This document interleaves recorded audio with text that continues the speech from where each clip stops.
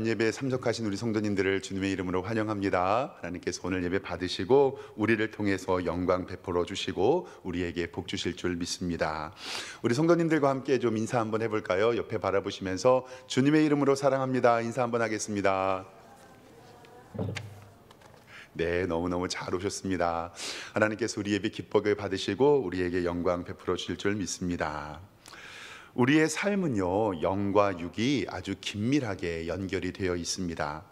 고대 로마 시인이었던 유베날리스라는 사람이 있는데요, 그때에 지금으로부터 2000년 전 한참 된 시간이었기에 신체의 강건함을 추구했던 문화가 조금 있었다고 합니다. 그래서 신체의 강건함을 추구하고 정신적인 단련을 소홀히 하는 그 시대를 바라보면서 그 풍자시 10번째에 이렇게 적었다고 합니다. 건강한 신체에 건강한 정신이 깃든다.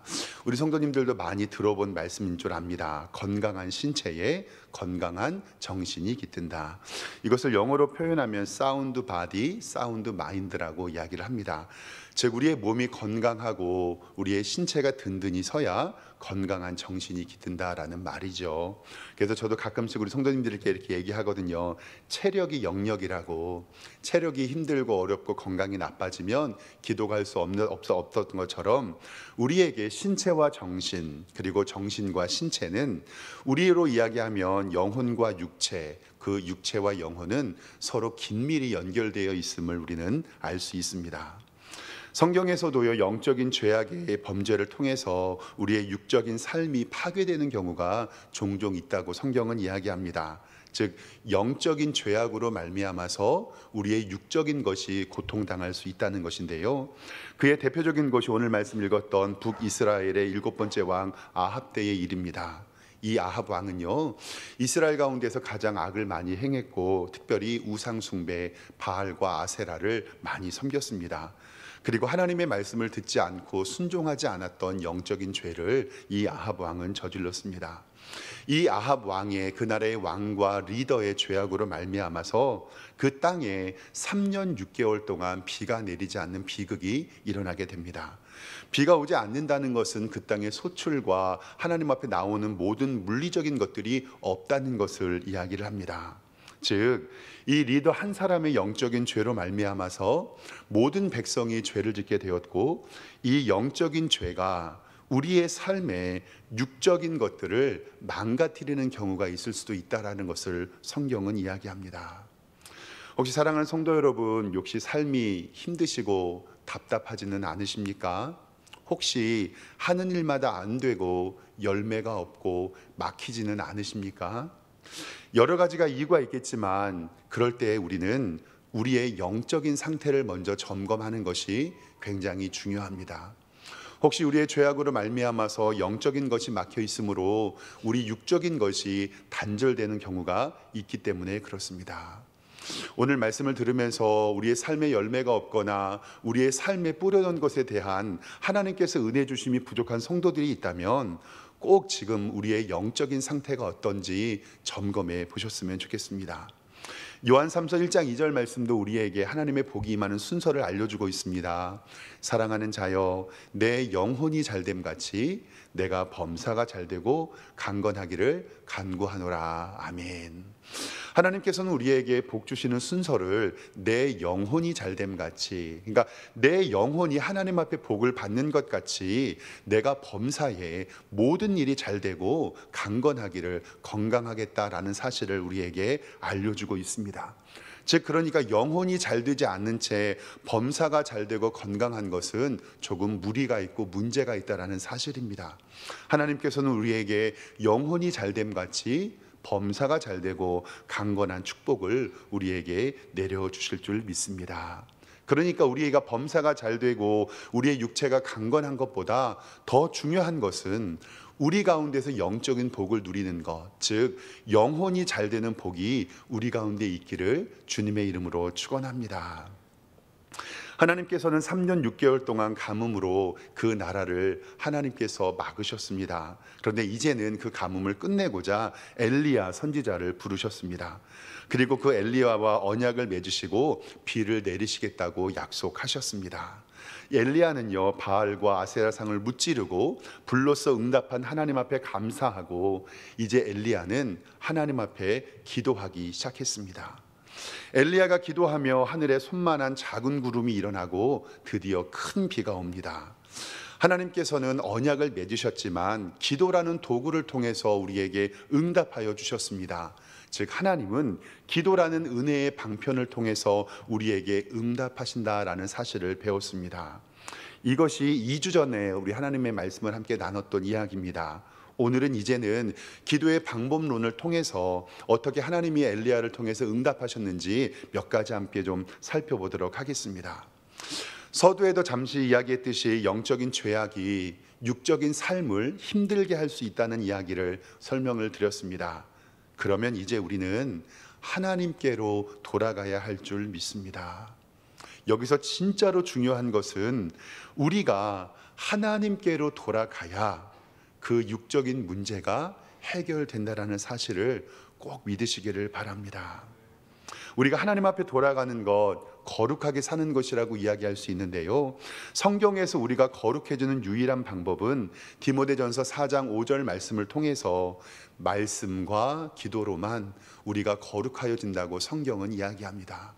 다른 어떠한 방법이 없습니다. 우리가 하나님 앞에 거룩하여지는 유일한 방법, 즉 우리의 영적인 문제를 해결하는 유일한 방법은 말씀과 기도로만 하나님 앞에 나아갈 때 우리는 주님 앞에 거룩하여질 수 있다고 성경은 이야기합니다.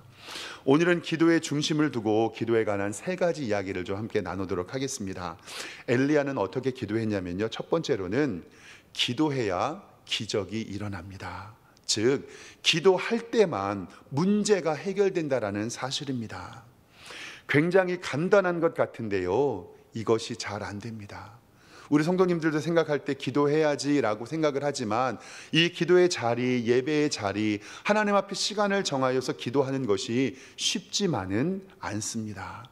그런데 이것이 정말 중요한 것은 뭐냐면 피조물인 우리의 인간이 창조주인 하나님 앞에 응답받는 유일한 비결, 유일한 방법은 하나님 앞에 기도하는 것밖에 없다라는 사실입니다.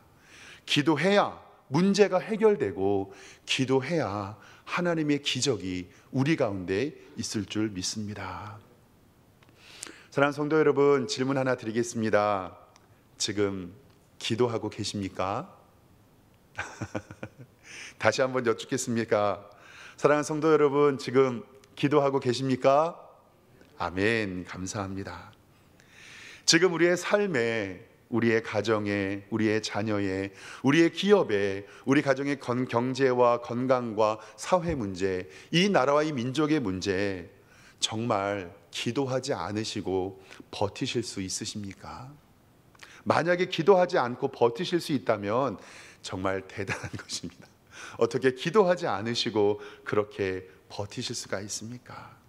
그런데 지금 기도해야 하는데 안 하고 있다면 방법은 없습니다. 3년 6개월 가뭄이 들었습니다. 이스라엘 백성들이 얼마나 힘들까요? 지금 우리나라 남부지방도 가뭄이 들어서 정말 힘들고 먹은 물도 없다고 이야기를 하는데, 이것은 3년 6개월 동안 가뭄이 들었다는 것은 3년 6개월 동안 그 나라에 소출이 없었다는 것과 똑같거든요. 왜냐하면 비가 한 방울도 내리지 않았으니까. 아까도 설명했던 것처럼 왕의 죄악, 리더의 영적인 죄악이 백성들의 삶에 고통을 있게 하고, 그런데 이제는 하나님께서는 은혜를 베풀어 주시고 비를 내리기로 결정하셨습니다. 그리고 엘리야와 언약을 맺어서 약속하셨습니다. 열왕기상 18장 1절 말씀에 많은 날이 지나고 제3년에 여호와의 말씀이 엘리야에게 임하여 이르되 너는 가서 아합에게 보이라. 내가 비를 지면에 내리리라. 아멘. 하나님의 전적인 은혜로, 하나님의 축복으로 말미암아 하나님께서는 비를 내리신다고 약속하셨습니다. 엘리야는 즉시 순종하고 아합 왕에게로 갑니다. 그리고 이스라엘의 영적인 문제를요, 엘리야가 할 수 있는 것대로 다 해결합니다. 바알과 아세라 상을 다 무너뜨리고요, 그들을 섬겼던 무당과 가짜 선지자들을 850명을 싸그리 죽여버립니다. 그리고 하나님 앞에 실제적인 일들을 감당하고 이제 엘리야가 해야 될 것을 다 감당한 이후에 이제 엘리야가 간 곳은 바로 하나님의 기도의 자리라는 사실입니다. 우리의 삶이, 우리의 가정이, 우리의 자녀가, 우리의 기업이 내 앞길이 막혀 있는 것처럼 보일 때, 사랑하는 성도 여러분, 여러분들이 할 수 있는 최선의 노력을 다하십시오. 그리고 하나님께서 부르신 부름의 자리에서 내가 할 수 있는 최선의 자리를 엘리야처럼 감당하시기를 바랍니다. 그리고 모든 것을 감당하고 이제 멈추어져 있을 때는 이제는 나의 시간은 끝났고 이제는 하나님의 시간에 맡겨야 할 줄 믿습니다. 더 이상 멈춰져 있고 진행되지 않은 고통의 순간에 있을 때 이제는 우리는 기도해야 합니다. 하나님께서 내게 주신 내게 해야 할 일을 다 하고 나서 물론 그 모든 과정도 하나님의 은혜이겠지만 내가 감당해야 할 일들을 다 해놓고 이제는 하나님께 맡기고 하나님께서 인도하여 주시옵소서라고 기도하는 것이 바로 우리들의 믿음인 줄 믿습니다.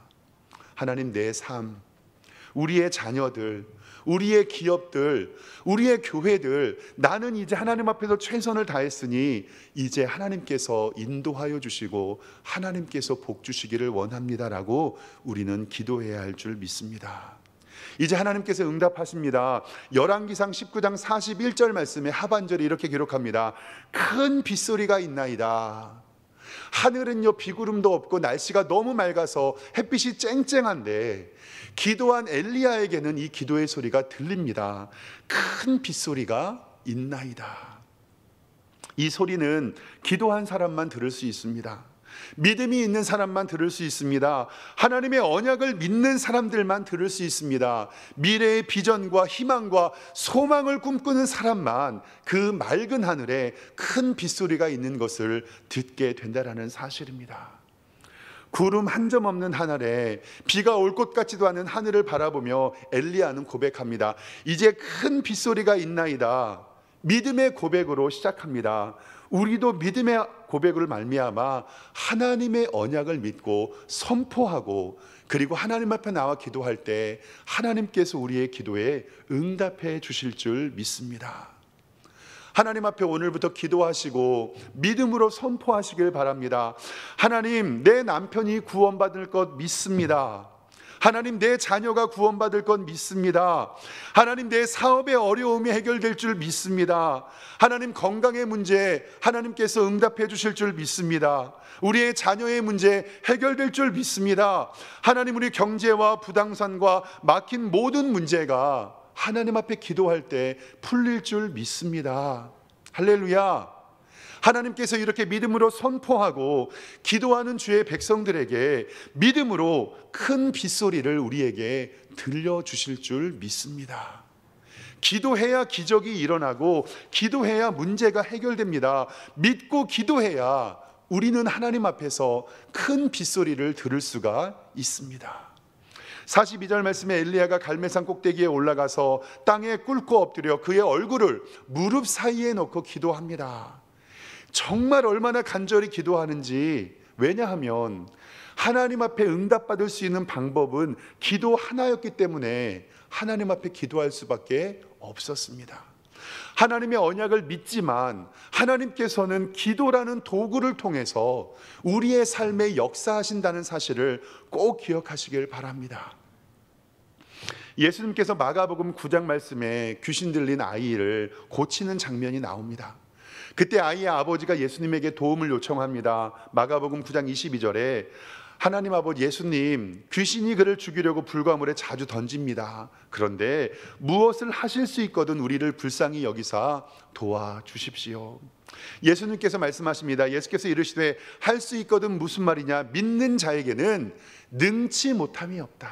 믿는 자에게는 능히 하지 못할 일이 없다라고 말씀합니다. 그 아이의 아버지가 소리질러 이르되 예수님, 내가 믿습니다. 나의 믿음 없는 것을 도와주십시오라고 하나님 앞에 전적 헌신과 전적 믿음을 통하여 아버지께 응답받을 것을 구할 때 하나님께서는 귀신 들린 아이를 고쳐주셨습니다. 근데 여기에서의 이전에 사건이 하나 있었습니다. 예수님께서 귀신 들린 아이를 쫓아주셨지만 그때 먼저 이 아이를요, 이 아버지가 예수님에게 바로 데려온 것이 아니라 예수님에게 제자들에게 먼저 데리고 갔습니다. 그리고 귀신 들린 아이를 처음부터 예수님에게 데려온 것이 아니라 제자들에게 데리고 가서 제자들에게 먼저 귀신을 쫓아달라고 요청을 합니다. 근데 이 제자들은 쫓아낼 수 없었습니다. 이 아이를 제자들이 쫓아낼 수 없었기에, 귀신을 쫓아낼 수 없었기에 이 아이를 예수님에게 데려왔는데 예수님께서 그 아이의 귀신을 쫓아내어 주셨습니다. 그때 이 제자들이 예수님에게 물어봅니다. 예수님, 우리는 할 수 없었는데 예수님은 귀신을 쫓아내셨습니다. 왜 우리는 쫓아낼 수 없었나요? 라고 예수님께 물어봐요.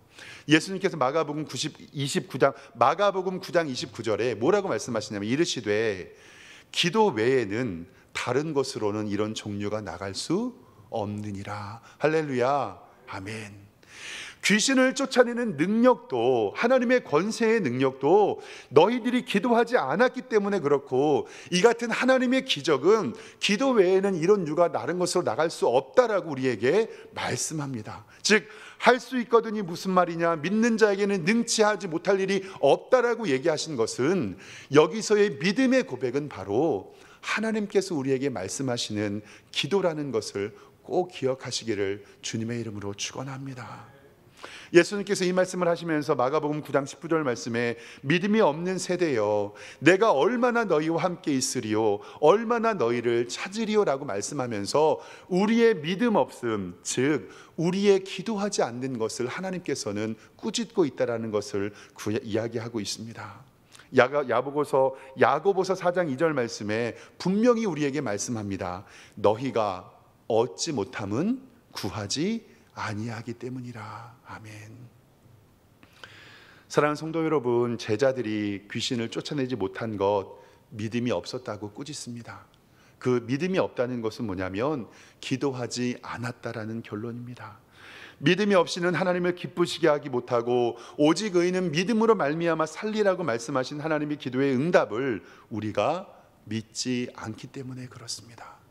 믿음이 있으면 기도하게 되고 하나님께서는 그 기도의 응답을 통해서 우리의 삶에, 우리의 가정에, 우리의 모든 영역에 하나님께서 우리의 기도의 응답 주실 줄 믿습니다. 사랑하는 성도 여러분, 이제 기도하셔야 됩니다. 기도하지 않고서 지금까지 이렇게 버텨온 것도 하나님의 크신 은혜임을 고백합니다. 하나님을 믿는 성도가 하나님과 교제하지 않고 하나님과 대화하지 않고 하나님의 복을 받지 않고 어떻게 살 수가 있습니까? 하나님의 언약의 말씀을 믿고 기도의 자리로 나와 기도해야 하나님의 기적이 일어나고 문제가 해결되고 하나님께서 우리의 기도에 응답하여 주실 줄 믿습니다. 하나님께서 우리에게 소망으로, 희망으로, 비전으로 약속하신 그것은 하나님께 유일한 도구인 기도의 응답으로 채워주실 줄 믿습니다. 두 번째로 생각해 볼 것은요, 우리는 기도할 때, 기도가 응답될 때까지 끝까지 기도해야 함을 믿으시기를 바랍니다. 기도할 때 우리는 끝까지 기도해야 됩니다. 자기의 얼굴을 무릎 사이에 놓고 기도합니다. 참으로 대단합니다. 그리고 종이 와서 올라가서 바다 쪽을 보라고 이야기를 합니다. 그가 아무것도 없다고 하니 7번까지 올라가라라고 이야기합니다. 이 엘리야 귀에는 큰 빗소리가 들렸거든요. 그러니 기도의 응답이 될 때까지, 구름이 보일 때까지 올라가라고 이야기를 합니다. 단순히 한 번, 두 번, 세 번 기도했다고 해서 우리의 기도가 응답되는 것이 아닙니다. 우리는 우리의 기도가 응답될 때까지 끝까지 기도해야 함을 우리는 믿습니다. 기도의 응답이 되는 과정은 정말 중요합니다. 왜 중요하냐면 우리의 기도의 제목이 있을 때 그 기도하는 응답의 과정 통해서 우리는 그것을 통해 믿음이 자라나고 하나님과의 깊은 교제를 누리며 하나님의 마음을 알아가기 때문에 그렇습니다.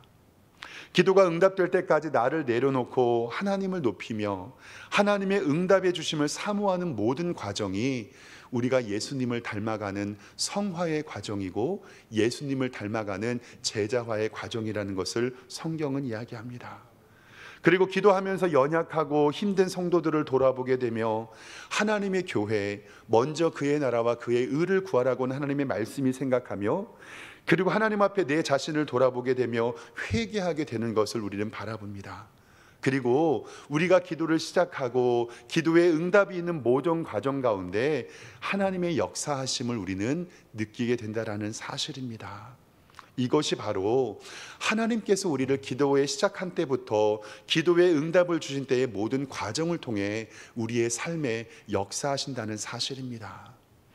기도의 응답의 시간은 단순히 기도의 응답이 아니라 하나님께서 나를 단련시키는 과정이고 나의 연단의 과정이라는 것을 꼭 믿으시기를 바랍니다. 이 세상에서 육체적인 고통이 가장 컸던 인간은 바로 성경에서는 저는 욥이라고 생각이 됩니다. 자신의 가진 것과 재산과 모든 자녀들을 다 잃어버리게 됩니다. 그리고 병들게 됩니다. 나중에는 그의 발바닥부터 머리의 정수기까지 악질, 악창이 나가지고요, 질그릇 조각으로, 옛날 성경에는 기와 조각으로 자기의 몸을 벅벅 긁고 있었던 욥이 얼마나 고통당했을까요?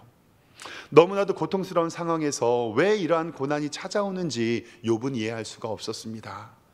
그때 그렇게 고통당하는, 머리부터 발끝까지 악창이 나서 기와장으로 자기 몸을 벅벅 긁고 울고 있는 이 욥을 바라보면서 그의 아내가 뭐라고 얘기하냐면요, 욥기 2장 9절에 당신이 그래도 자기의 온전함을 굳게 지키겠습니까?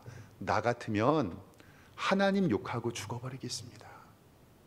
나 같으면 하나님 욕하고 죽어버리겠습니다라고 그 부인이 이야기할 정도로 욥의 고난은 너무나도 컸습니다. 그때 욥기 2장 10절이 욥이 뭐라고 얘기하냐면, 그대의 말이 한 어리석은 여자의 말과 같다. 우리가 하나님께 복을 받았은즉 화도 받지 아니하겠느냐고 이 모든 일에 욥이 입술로 범죄하지 아니한지라. 아멘.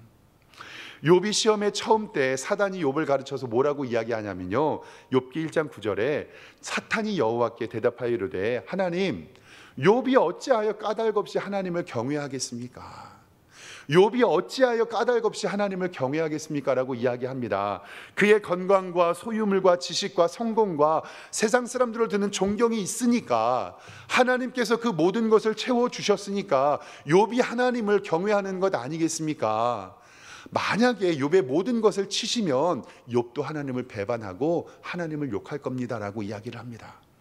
그러나 욥은 그 모든 것을 잃어버려도 하나님을 원망하지 않는 것을 바라봅니다. 즉 욥이 하나님을 경외하는 것은 까닭이 있는 것이 아니라 하나님만 바라보는 믿음이었다는 것을 성경은 이야기합니다.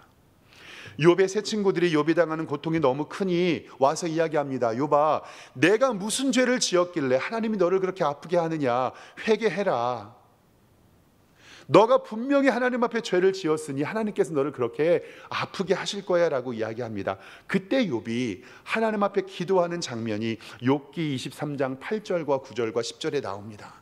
뭐라고 기도하냐면, 하나님은 내가 앞으로 가도 계시지 않았고, 하나님은 내가 뒤로 돌봐도 계시지 않았고, 왼쪽으로 일하시나 만날 수 없었고, 오른쪽으로 돌아보나 배울 수 없었다. 이 말은 뭐냐면, 내가 힘들고 고통 가운데 있을 때 앞을 보고 뒤를 보고 옆을 보고 좌를 보아도 하나님이 계시지 않은 것처럼 나는 느껴졌다라고 기도하고 있습니다. 그런데 욥기 23장 10절 말씀에 그러나 내가 가는 길을 오직 그가 아시나니 그가 나를 단련하신 후에는 내가 정금같이, 내가 순금같이 나아오겠습니다 라고 하나님 앞에 고백하고 있습니다.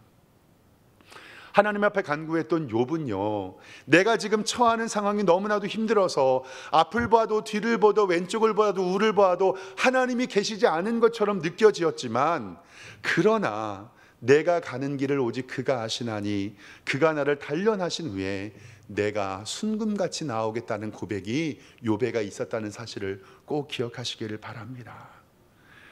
하나님의 말씀을 볼 때에 기도는 단순히 우리가 구하여 얻는 것이 아니라 기도에 응답하는 과정 가운데 하나님과 깊은 교제를 누리며 우리의 신앙이 성장하는 것이 하나님께서 우리에게 기도하게 하신 이유입니다.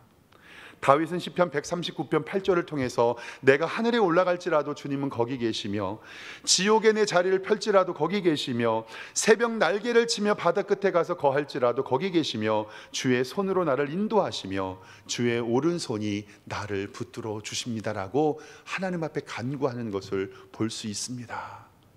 하나님이 아니 계신 것이 아니라 하나님께서 기도의 과정, 연단의 과정, 우리에게 인애를 베풀어 주신 수단을 통해서 하나님께서 우리의 삶을 알게 하여 주시고 기도하게 하신 것을 꼭 기억하시기를 바랍니다. 사무엘의 기도를 우리는 기록합니다. 사무엘의 기도와 사무엘의 말이 하나도 땅에 떨어지지 아니했던 것처럼 우리의 기도도 그리 될 줄 믿습니다. 갈라디아 6장 7절 말씀에 우리가 선을 행하되 낙심하지 말지니 포기하지 아니하면 때가 이름에 거두겠다고 하나님께서는 우리에게 분명히 말씀하고 있습니다. 그러니 포기하지 마시고 하나님의 기도의 응답까지 가는 그 모든 과정이 하나님이 나를 사랑하시고 나의 축복하시고 나에게 복 주시는 과정이라는 것을 믿으시고 하나님 앞에 간구하는 여러분들과 제가 되기를 주님의 이름으로 축원합니다. 마지막 세 번째로는요, 우리가 기도할 때는 꿈과 비전을 가지고 기도하시기를 바랍니다. 끝까지 기도하면 하나님의 응답이 있습니다. 이때 우리는 하나님이 주신 꿈과 비전을 가지고 희망과 소망을 가지고 기도해야 하는 줄 믿습니다. 엘리야가 사원에게 이릅니다. 7번까지도 가라. 엘리야의 기도를 통해서 오늘 44절 말씀에 7째는 이르러서 그가 말하되 바다에서 사람의 손바닥만한 작은 구름이 일어나나이다. 할렐루야, 아멘. 믿음의 눈으로 비가 오는 소리를 엘리야는 들었잖아요. 믿음의 눈으로 바라보니 저기 바다 위를 보니까 손바닥만한 구름이 일어납니다. 그런데 누구도 맑은 하늘에 손만한 구름을 바라보고 나서 비가 올 것이라고 예상했던 사람은 없습니다.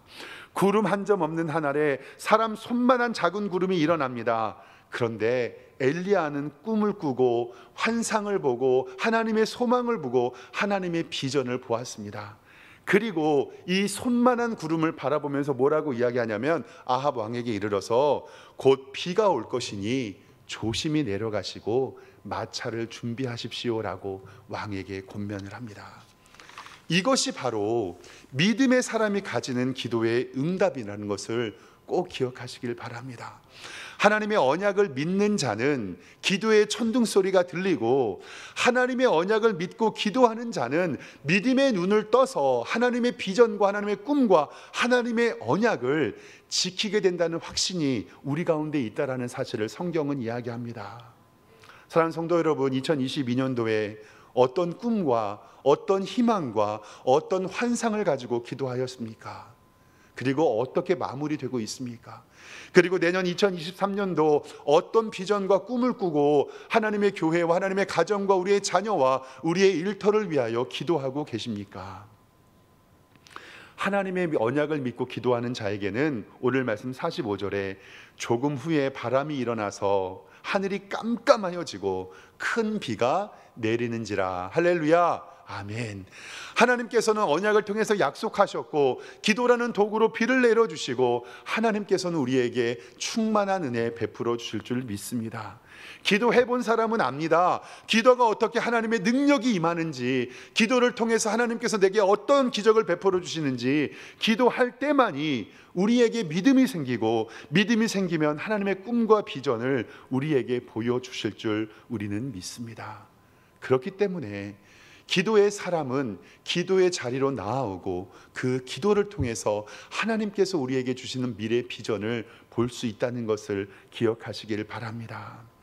여러분들이 잘 아는 찬송가 542장 구주 예수 의지하면 찬송 다 알죠? 구주 예수 의지함이 심히 기쁜 일일세. 요 찬양. 그 다음에 영생 허락 받았으니 의심하지 없도다 라고 한 다음에 후렴이 어떻게 진행되면요, 예수 믿는 것은 그 다음에 어떻게 되죠? 받은 증거 많도다. 예수 믿는 것은 받은 증거 많다라고 하는 하나님의 은혜가 바로 우리의 기도의 응답일 줄 믿습니다. 예수 귀한 예수 믿음 더욱 주소서라고 말씀하신 것은 우리의 기도의 응답을 통하여 하나님께서 우리에게 더 좋은 것을 채워주실 것을 우리는 믿습니다. 이뿐만 아니라 찬송가 442장 저 장미꽃 위에 있을 찬송도 너무 은혜롭습니다. 마지막 후렴이 이렇게 되어 있어요. 주님 나와 동행을 하면서 나를 친구 삼으셨네. 그 다음에 하나님의 말씀이 뭐냐면요, 우리 서로 받은 그 기쁨을 어떻게 해요? 알 사람이 없도다. 기도한 사람은요, 하나님 앞에 기도의 응답을 받고 기도의 증거를 받고 그 기도의 기쁨을 우리에게 하나님께서 주십니다. 그런데 그 기도의 응답을 받은 사람의 그 기쁨을 알 사람이 없다라고 성경은 이야기를 합니다. 기도한 사람은 받은 증거가 있고 기도한 사람은 받은 기쁨이 있고, 이 기쁨이 있어야 신앙생활에 재미가 있지 않겠습니까? 예수 믿고 구원받아 매 주일마다 하나님 앞에 예배 오고 하나님 앞에 거룩한 이 귀한 하나님의 은혜에 참여합니다. 그런데 우리가 예수님 믿기로 작정하고 하나님의 은혜를 누리며 하나님의 선물에 복된 기쁨을 받기로 작정한 우리들이 하나님께서 기도라는 도구로 우리에게 꿈과 환상을 이루어 주실 때 우리는 기도하시기를 주님의 이름으로 축원합니다. 하나님께서 그 기도를 통해서 우리에게 응답하십니다. 그러면 하나님께서는 왜 기도할 때 우리에게 꿈과 비전과 소망을 주시겠다고 약속하셨습니까?